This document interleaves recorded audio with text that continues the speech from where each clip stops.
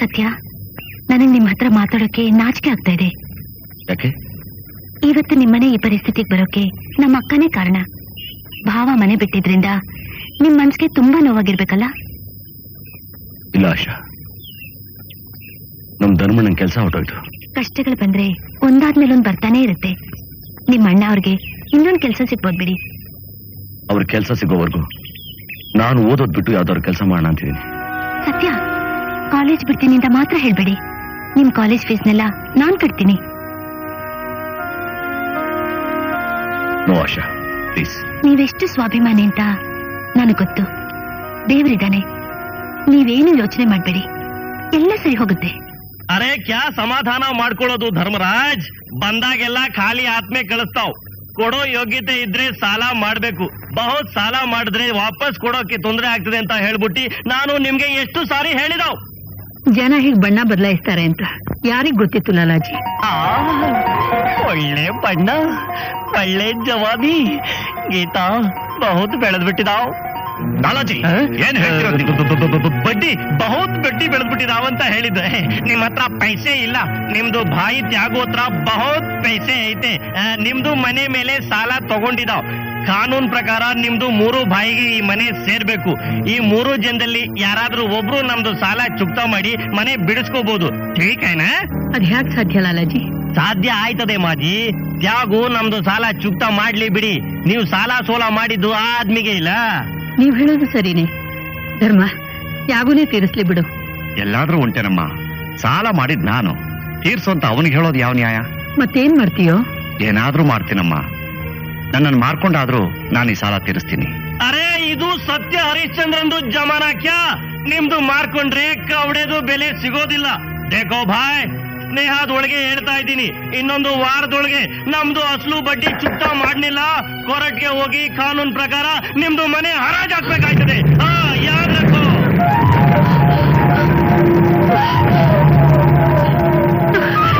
ಇಲ್ಲ ಇಲ್ಲ, ನಮ್ಮನೆ ಹರಾಜ್ ಹಾಕ್ಬಿಡ್ದು, ನಮ್ಮನೆ ಹರಾಜ್ ಹಾಕ್ಬಿಡ್ದು. ಅಮ್ಮ ಅಮ್ಮ, ಮಾಧವಿ, ಸತ್ಯ, ಗೀತಾ. ಅಣ್ಣ ಅಣ್ಣ,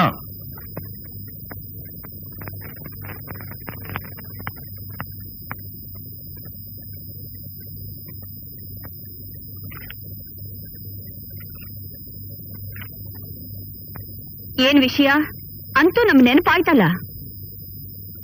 ನಿಮ್ಮ ನೆನೆಸ್ಕೊಳ್ಳುವಂತ ದುರ್ಗತಿ ನನ್ಗಿನ್ನೂ ಬಂದಿಲ್ಲ.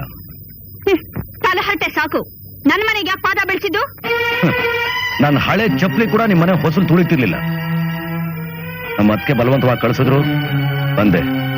ಯಾಕೆ? ನನ್ ಬೈಯೋಕ? ನಿಮ್ಮನ್ ಬೈದು ನನ್ನಾಲ್ಗೆ ಯಾಕೆ ಹೊಲಸು ಮಾಡ್ಕೊಳ್ಳಿ. ನಮ್ ತಾಯಿ ಮೈಗೆ ಹುಷಾರಿಲ್ಲ, ಅದನ್ನ ಹೇಳೋಕ್ ಬಂದೆ. I see. ಪರವಾಗಿಲ್ವೇ? ನಿಮ್ಗೆ ನೋಡಕ್ಕೂ ಬರುತ್ತೆ ಅನ್ನಿ. ಮೊದಲಿಗಿಂತಲೂ ನನ್ನ ಕಣ್ಣು ದೃಷ್ಟಿ ಚೆನ್ನಾಗಿದೆ, ತಿಳಿಯಾಗಿದೆ. ದೃಷ್ಟಿ ಜೊತೆಗೆ ನಿಮ್ಮ ಮನಸ್ಸು ಹೃದಯ ತಿಳಿಯಾಗಿದ್ರೆ ಎಷ್ಟೋ ಚೆನ್ನಾಗಿರ್ತಿತ್ತು. ಕೆಟ್ಟ ಮನಸ್ಸಿರೋರ್ಗೆ ಎಲ್ಲ ಕೆಟ್ಟದಾಗೆ ಕಾಣೋದು. ಕಾಮಾಲೆ ಕಣ್ಣಿಗೆ ಲೋಕವೆಲ್ಲ ಹಳದಿನೇ. ಈ ಮಾತು ನನಗಿಂತ ನಿಮಗ್ ಚೆನ್ನಾಗಿ ಅನ್ವಯಿಸುತ್ತೆ. ಬರ್ತೀನಿ, ನಮ್ಮ ಅಣ್ಣಂಗೆ ಹೇಳ್ಬಿಡಿ. ನಿಮ್ ತಾಯಿ ಖಾಯಿಲೆಗೆ ಹಣ ಏನಾದ್ರೂ ಬೇಕಾದ್ರೆ? ನಮ್ ತಾಯಿಗೆ ಬೇಕಾಗಿರೋದು ಈ ಮನೇಲಿ ಸಿಗಲ್ಲ ಅಂತ ನಂಗೆ ಚೆನ್ನಾಗಿ ಗೊತ್ತು. ಏನದು? ಮಗನ್ ಪ್ರೀತಿ, ಸೊಸೆ ಕರ್ತವ್ಯ. ಯಾರ್ ನೀನು? ನೀನ್ ಯಾರು ಅಂತ ಗೊತ್ತಾಗಿಲ್ವಲ್ಲ? ತ್ಯಾಗು ಸಾಹೇಬ್ರು ಕಳ್ಸಿದ್ರು ಸರ್. ಔಷಧಿ ಖರ್ಚಿಗೆ ಅಂತ ಈ ಹಣ ನಿಮ್ಗೆ ಕೊಟ್ಬಿಟ್ಟು ಬರೋಕ್ ಹೇಳಿದ್ರು. ಏನಂತೆ? ತ್ಯಾಗು ಅಮ್ಮನ್ ಚಿಕಿತ್ಸೆಗಂತ ಹಣ ಕಳ್ಸಿದಾನೆ. ತಗೊಂಡು ಹೋಗಿ ನಿಮ್ ತಾಯಿ ಕೊಟ್ಬಿಡು. ತಾಯಿಗೆ ಬೇಕಾಗಿರೋದು ದುಡ್ಡಲ್ಲ, ಮಗನ ಮಮತೆ ಅಂತ ಹೇಳು. ಅಮ್ಮ, ಏನಪ್ಪ ಇದೇ ನಿಜಾನ ಸುಳ್ಳೋ ನಂಬಿಕೆ ಆಗ್ತಿಲ್ಲಮ್ಮ. ಆಶ್ಚರ್ಯವಾಗಿದೆ. ಏನಪ್ಪ ಅದು?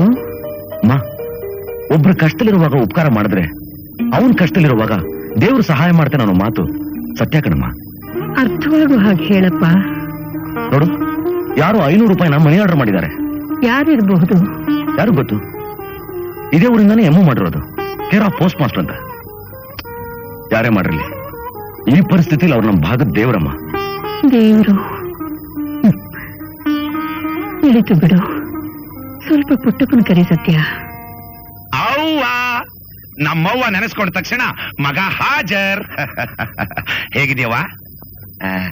ದೇವರ ದಯದಿಂದ ನಮ್ಮವ್ವ ಆರಾಮಾಗಿದ್ದಾಳೆ, ಅದೇ ನನಗೆ ಸಂತೋಷ. ಈ ಮಾತಿನಿಂದ ನಿನ್ ಕಾಯಿಲೆ ಗುಣವಾಗುತ್ತೇನಪ್ಪ. ನೀನ್ ಇಂಥ ಕೆಲಸ ಮಾಡ್ತೀಯ ಅಂತ ನಾನು ಅನ್ಕೊಂಡಿರ್ಲಿಲ್ಲ. ನಾನೇನವ್ವ ಅಂತ ಕೆಲಸ ಮಾಡಿದ್ದೀನಿ? ಈ ಸಾಯೋ ಮುದುಕಿಗೆ ಯಾಕಪ್ಪ 500 ರೂಪಾಯಿ ಕಳಿಸ್ದೆ? 500? ನಾನೆಲ್ಲಿ ಕಳಿಸ್ದೆ?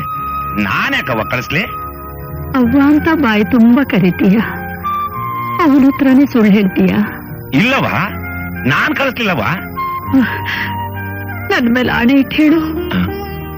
ಆಣೆ ಮಾತ್ರ ಇಡು ಅಂತ ಹೇಳ್ಬೇಡವ. ಹಾಗಾದ್ರೆ ಇದು ನಿನ್ನ ಕೆಲಸ ತಾನೇ? ಅವ್ವ, ನಿನ್ ಮನೆ ಮುಂದೆ ನಾನ್ ಬಂದು 12 ವರ್ಷವಾಯ್ತು. ಒಂದು ದಿವಸನೂ ನಾನ್ ನನ್ನ ಕಥೆನ ನಿನ್ನ ಹತ್ರ ಹೇಳ್ಕೊಳ್ಳಿಲ್ಲ. ಆದ್ರೆ ಇವತ್ತು ಹೇಳ್ಕೊಳ್ತೀನವ್ವ. ನಾನು 10 ವರ್ಷದವನಿದ್ದಾಗ ನಮ್ಮವನ್ ಕಳ್ಕೊಂಡೆ. ಮಲ್ತಾಯಿ ಬಂದ್ಲು.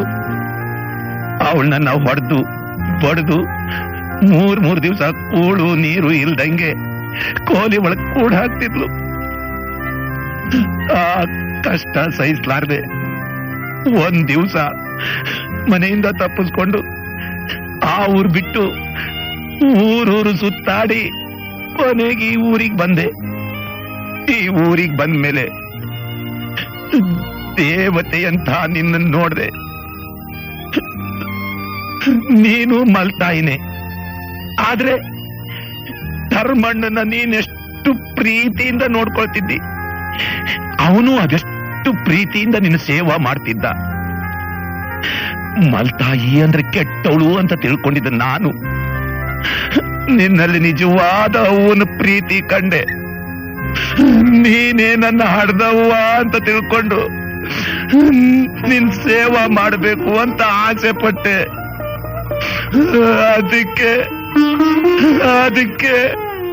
ಅದಕ್ಕೆ ನಾವ ಈ 500 ರೂಪಾಯಿ ಕಳಿಸ್ಕೊಟ್ಟಿದ್ದು. ನೀನ್ ಯಾಕೆ ಅವ್ರಿಗೆ ದುಡ್ಡು ಕಳ್ಸಕ್ ಹೋದೆ? ಮುಖ ಕೊಡ್ದಾಗ ವಾಪಸ್ ಕಳ್ಸಿದಾರ ನೋಡ್ದ್ಯಾ? ಏನೋ ಖಾಯಿಲೆಯವರಿರೋ ಮನೆ, ದುಡ್ಡಿನ ಅವಶ್ಯಕತೆ ಇರುತ್ತೇನೋ ಅಂತ ಕಳಿಸ್ದೆ. ಅತ್ತಪ್ಪ. ಮತ್ ಅವ್ರು ಯಾಕೆ ತಗೊಳ್ಳಿಲ್ಲ? ನಿಮ್ ಅಣ್ಣ ಏನ್ ಕಡಿಮೆ ಅಂತ ಅನ್ಕೋಬೇಡಿ. ನಿಮ್ಮ ದುಡ್ಡಿನಿಂದ ನಿಮ್ ತಾಯಿಗೆಲ್ಲಾದ್ರೂ ಗುಣವಾದ್ರೆ ನಿಮಗೊಳ್ಳೆ ಹೆಸರು ಬರುತ್ತಲ್ಲ ಅಂತ ಹಣನ ವಾಪಸ್ ಕಳಿಸಿದ್ದಾರೆ. ನಿಮ್ಮ ಗೌರವನ ಜನಗಳ ದೃಷ್ಟಿಲಿ ಕಡಿಮೆ ಮಾಡ್ಬೇಕು ಅನ್ನೋದೇ ಅವ್ರ ಉದ್ದೇಶ. ಅದಕ್ಕೆ ಹೀಗ್ ಮಾಡಿದ್ದಾರೆ.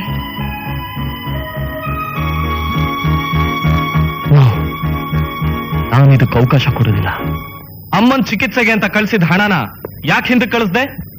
ಯಾಗು, ಅಮ್ಮನಿಗೆ ಬೇಕಾದ್ದು ಹಣ ಅಲ್ಲ ಕಣೋ. ಮತ್ ಸತ್ಯನ ಹತ್ರ ಯಾಕೆ ಹೇಳಿ ಕಳ್ಸಿದ್ದೆ? ನೀನ್ ಬಂದು ಅಮ್ಮನ್ ನೋಡ್ಲಿ ಅಂತ. ನಾನು ಯಾವಾಗ ಬೇಕಾದ್ರೂ ಬಂದು ಆಕೆ ನೋಡ್ತೀನಿ. ಆಕೆ ಔಷಧಿಗೆ, ಡಾಕ್ಟರ್ ಫೀಸ್ಗೆ ಅಂತ ಹಣ ಕಳಿಸಬಾರ್ದೇನೋ? ಅದು ನನ್ ಕರ್ತವ್ಯ.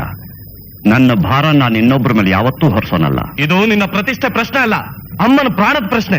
ಯಾಗು, ನನ್ನ ಪ್ರತಿಷ್ಠೆಗಿಂತ ಅಮ್ಮನ ಪ್ರಾಣನೇ ಮುಖ್ಯ ಕಣೋ. ಅಮ್ಮನ್ನ ಸರಿಯಾದ ಡಾಕ್ಟರ್ಗೆ ತೋರಿಸ್ಬೇಕು, ಇಲ್ಲ ಅಂದ್ರೆ ಸತ್ತೋಗ್ತಾಳೆ. ಅದಕ್ಕೆ ಕರ್ಕೊಂಡು ಹೋಗಿ ಬಂದಿದ್ದೀನಿ. ಅದ್ ಯಾರು ನನ್ ತಡಿತಾರೋ ನೋಡೇ ಬಿಡ್ತೀನಿ. ಯಾಗು, ನಿನ್ ಯಾರೋ ತಡಿತಾರೆ? ಅಮ್ಮನ್ ಬಂದು ಕೇಳಿ ನೋಡು. ಅಮ್ಮ ಬಂದ್ರೆ ಸಂತೋಷವಾಗಿ ಕರ್ಕೊಂಡು ಹೋಗು. ಬಾ.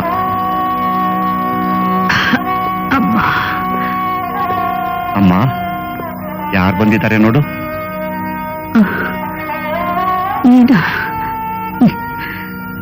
ಸಾಯೋ ಮುದುಕಿ ನೋಡೋದಕ್ಕೆ ಈಗಲಾದ್ರೂ ಸಮಯ ಸಿಕ್ತಲ್ಲ ನಿನ್ಗೆ?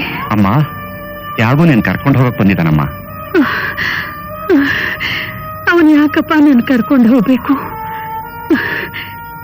ಎಷ್ಟು ದಿವಸ ನಿನ್ನನ್ನು ಸಾಕ್ದೆ,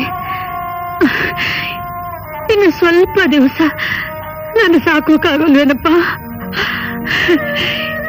ಎಷ್ಟು ಬೇಗ ನಾನ್ ನಿನಗೆ ಭಾರವಾಗ್ಬಿಟ್ನೇನು? ಹಾಗೆಲ್ಲ ಅಂದು ನನ್ನ ಮನಸ್ಸು ನೋಯಿಸ್ಬೇಡಮ್ಮ. ನಿನ್ ತ್ಯಾಗು ಜೊತೆಯಲ್ಲಿದ್ರೆ ನಿನಗೆ ಒಳ್ಳೆ ಚಿಕಿತ್ಸೆ ಸಿಗುತ್ತೆ. ದೊಡ್ಡ ದೊಡ್ಡ ಡಾಕ್ಟರ್ ಬಂದು ದಿವಸ ನೀನ್ ನೋಡ್ತಾರೆ. ಆದಷ್ಟು ಬೇಗ ನೀನ್ ಗುಣವಾಗ್ತೀಯಮ್ಮ. ಅವನ ಮನೆ ಸುಖದ ಸುಪ್ಪತ್ತಿಗೆಗಿಂತ ನಿನ್ನ ಪ್ರೀತಿ ಆಶ್ರಯದಲ್ಲೇ ಸಾಯ್ತೀನಪ್ಪ. ಹಂಗಿನ ಸ್ವರ್ಗಕ್ಕಿಂತ ಭಂಗದ ನರಕವೇ ಲೇಸಪ್ಪ. ನನ್ನ ಅವ್ರ ಹತ್ರ ಮಾತ್ರ ಕಳಿಸ್ಬೇಡ ಧರ್ಮ. ನನ್ ಕಂಡ್ರೆ ಯಾಕಮ್ಮ ನಿನ್ಗೆ ದ್ವೇಷ? ನನ್ ಜೊತೆ ಬರ್ದಂತ ತಪ್ಪು ನಾನು ಏನಮ್ಮ ಮಾಡಿದ್ದೀನಿ? ನಾನ್ ನಿಮ್ಮಿಂದ ಬೇರೆಯಾಗಿ ಬದುಕ್ತಿದ್ದೀನಿ ಅಂತ ತಾನೆ? ಹಾಗಲ್ಲ ಕಣೋ, ದೇವರಂತ ನಿಮ್ಮ ಅಣ್ಣ ಅತ್ತಿಗೆ ಹತ್ರ ನೀನು ಮನುಷ್ಯನ ಹಾಗೆ ವರ್ತಿಸಲಿಲ್ಲ, ಮೃಗದ ಹಾಗೆ ನಡ್ಕೊಂಡೆ.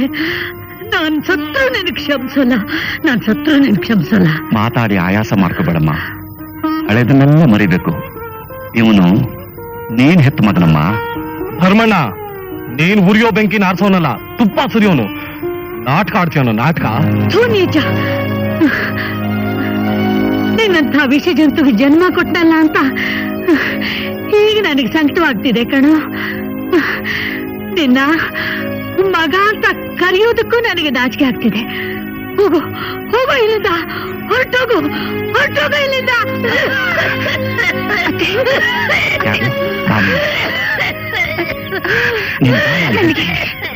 ಮೆಲ್ಲಿಗೆ